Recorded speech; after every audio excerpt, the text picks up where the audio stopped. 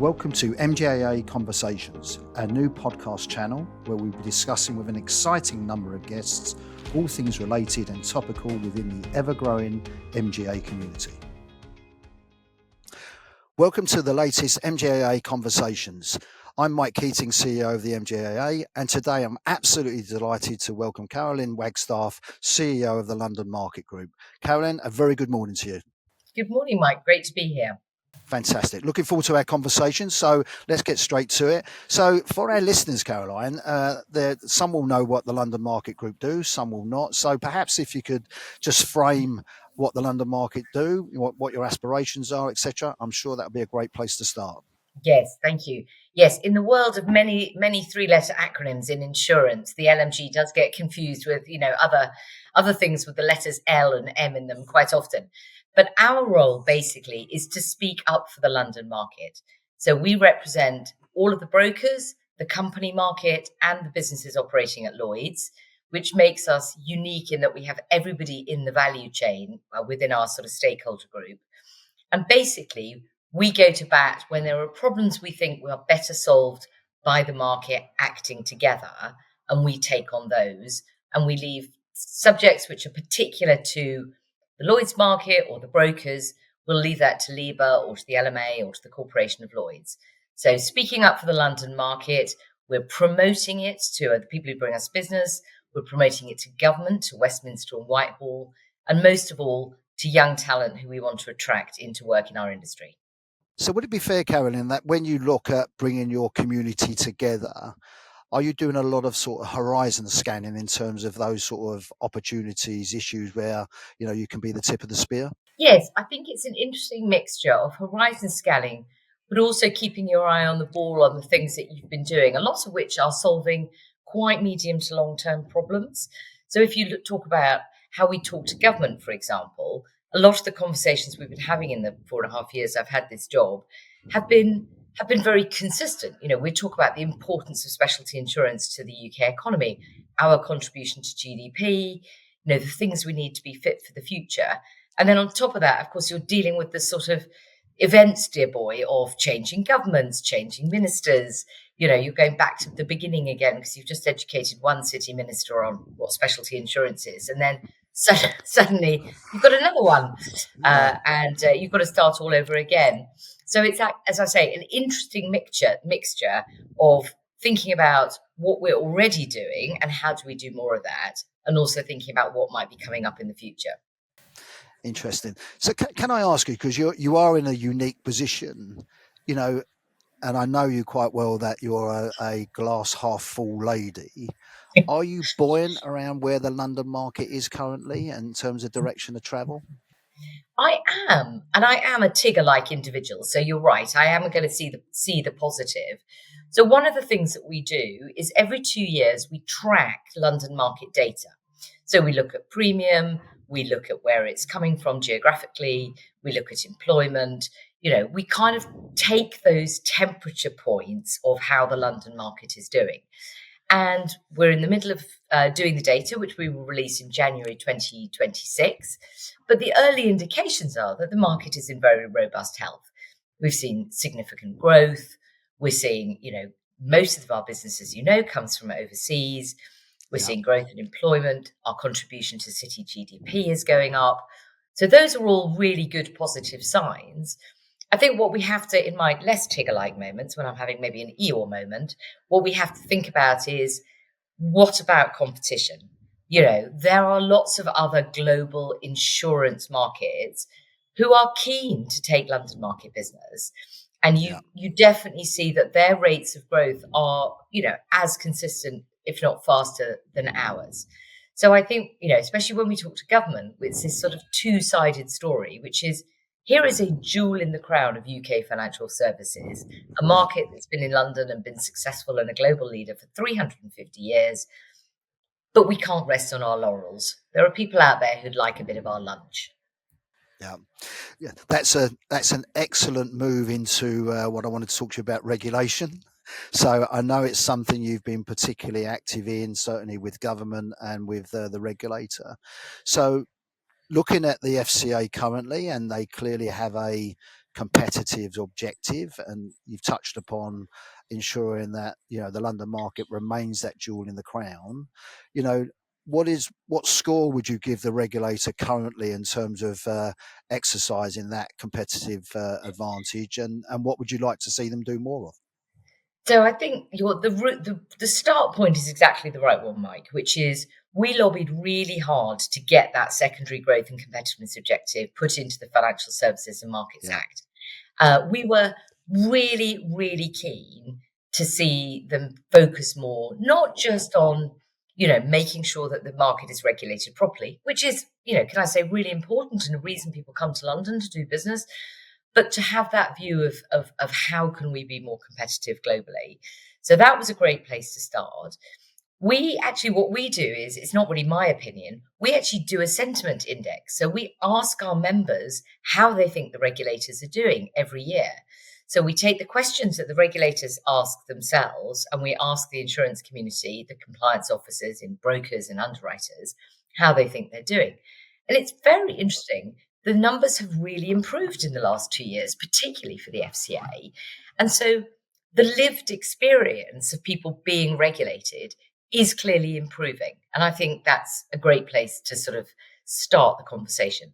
And the tone from the top is really positive. What you hear, I think, from Nico Ratti and Sam Woods on the PRA is a very positive story about what they're trying to do. But they are trying to turn a liner in marine terms. These are big organizations, culture changes, relatively slowly.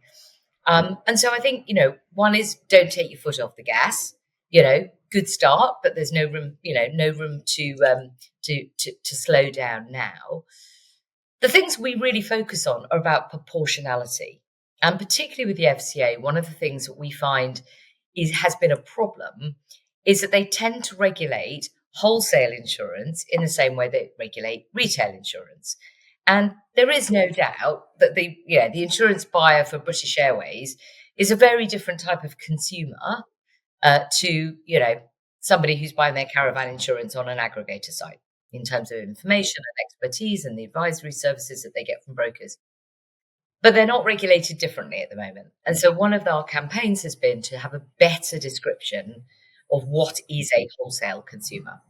And I think that will be good for all parts of the ecosystem.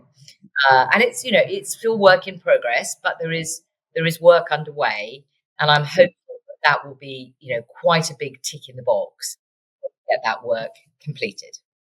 Yeah, I agree with that, and I believe the simplifying insurance consultation was a Yeah, good foundation in terms of identifying what a large customer is, the yeah, co-manufacturing in particular for, my membership. So, and when I spoke to Graham Reynolds, actually, he made the point that simplifying consultation was just the start of what they yeah, wanted to sort of have that continued dialogue to try and actually achieve their competitive sort of objective, and well, as well as making it easier for people to operate effectively in the market, whilst all the time ensuring that customer outcomes are where they need to be. So yeah, it's encouraging in terms of your feedback regarding the sentiments of the market and the indexes we put together, and let's hope that momentum continues. So yeah. we're all basically stakeholders in making it successful. I agree.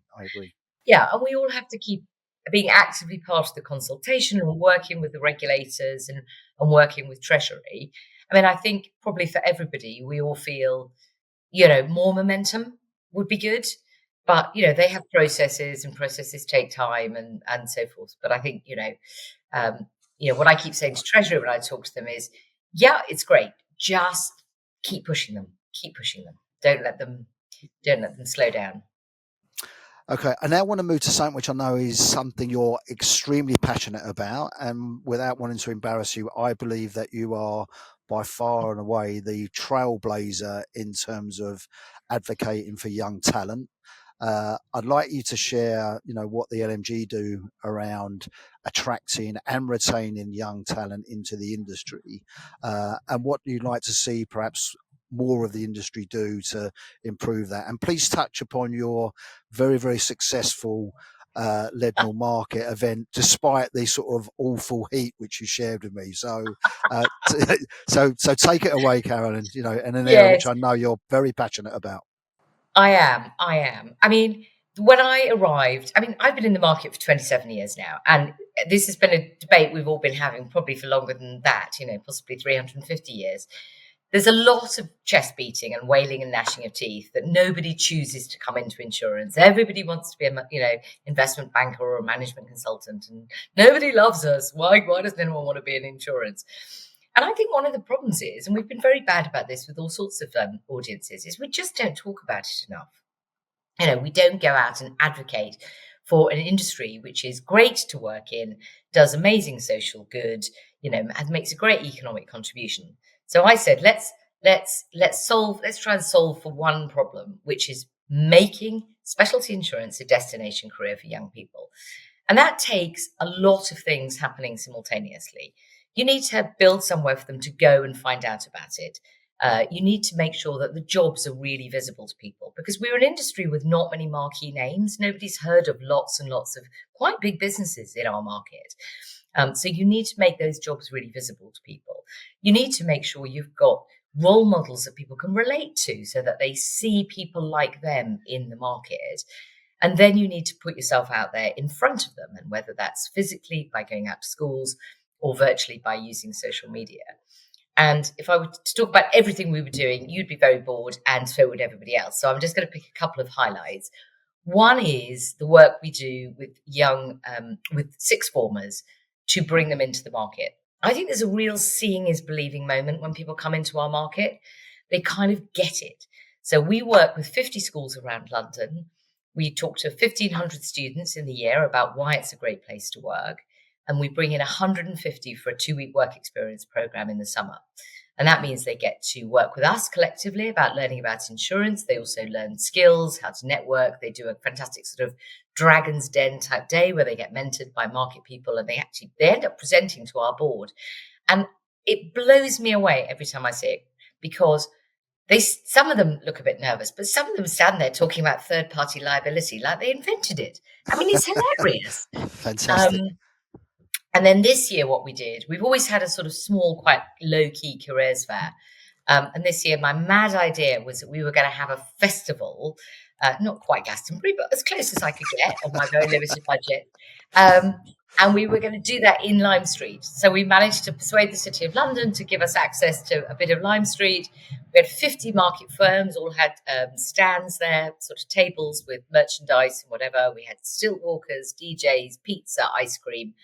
And it was 30 degrees. I did have a rain plan. I didn't have oh my God, it's really hot plan. Yeah. But there was a fantastic sense of joy about it. The market kind of slightly got its head up, was like, look, we can be interesting and we can attract people. We had, I think in total, we had around 350 students. We had, we invited anybody from the market who'd got interns or work experience students to bring them. We had our 150. We'd got some university students. We offered tickets to CII, to Bayes Business School. It was a very inclusive event. We ran a CV surgery so that students could get professional HR people to look at their CVs. We had a photographer so people could get a free professional headshot for their kind of CV or their social media. It was a blast. It's going to be a busy day when we started at 5:30 building the set. We were a small, scrappy trade association with no money. So I was out there in my gym kit, building stuff. And by 8:30, I'd done my 10,000 steps for the day. So I was like, it's going to be a busy day. Excellent. And is it your proposal to repeat it in 2026? Absolutely. We've had everybody's said to us, you are going to do it again, aren't you? And I'm like, yeah, of course we will. What am I doing? But you have to make this a sort of multi-touch point journey for young people, because then those young people, we keep in touch with them. We appoint them at the jobs board, because all the apprenticeships are now being offered on the London Insurance Live Jobs Board, and the graduate roles. We do, we post every day on LinkedIn, Instagram, TikTok. You're on an escalator essentially. Because every year there's a new set of 17-year-olds who haven't heard of insurance. So you can't just sort of go, job done. we've talked about that for 5 years. You're going to have to keep doing it, and that is what I'm really all about. Yeah, excellent. Well, I know we've spoke about this separately, but the MGAA will certainly be supporting that event next year, so they can look out both on your website and your sort of social platforms as well as the Yeah. MGAA's in order. And we're looking forward to sort of contributing and assisting in that event in 2026. So absolutely fantastic stories and great. So look, I wanted to come to sort of our final theme really. So. In 12 months' time, when hopefully we're sat down and we're having another conversation, maybe over a glass of wine, then what would you hope to be sharing with me, our listeners, around the progress of the LMG in the next 12 months? Notwithstanding, have another fantastic Lime Street event. Well, I had another fantastic Lime Street Festival, and hopefully it won't have rained, but I won't have done quite such a successful anti-rain dance. We'll just tone down the temperature a bit, or have given everyone a sort of sunshade. I think the next 12 months, I think, is going to be busy. We're going to kick off the year with the next version of London Matters. I think that's going to be really important. And I think some of the really important data actually links back to the talent question. One of the problems we've got is we've got an aging professional population.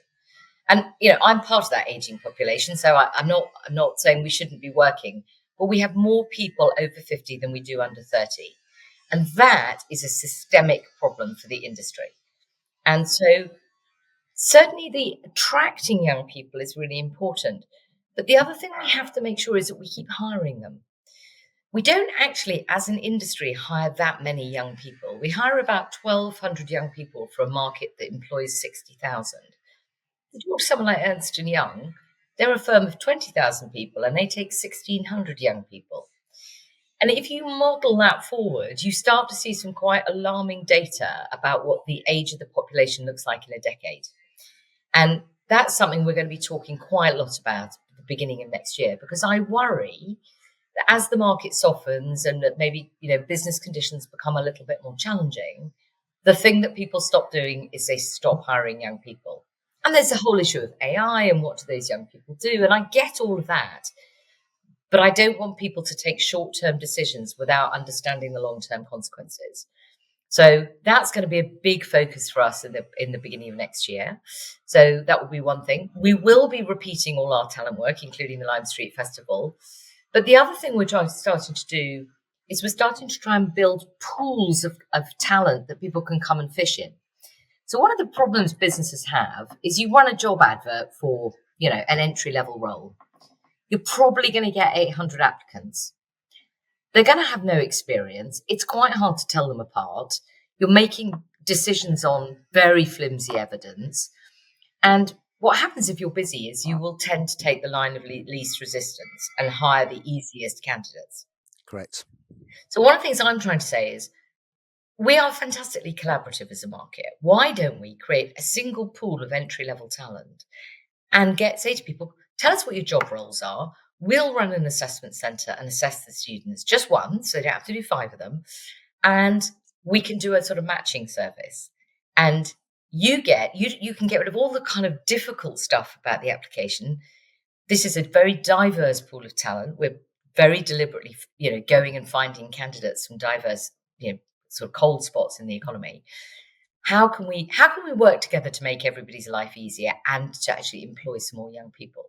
So we've got 2 of those programs running this year. One is for apprenticeships and one is just for entry-level roles. Lots of people find it difficult to find operations staff, HR, marketing, all really important services that businesses need, but it's hard to find those young people at an entry level. So we've got 2 of those programs going next year. Happy to talk to people about those. So that we're looking for a sort of successful launch on that as well. Progress, obviously, on the regulatory front.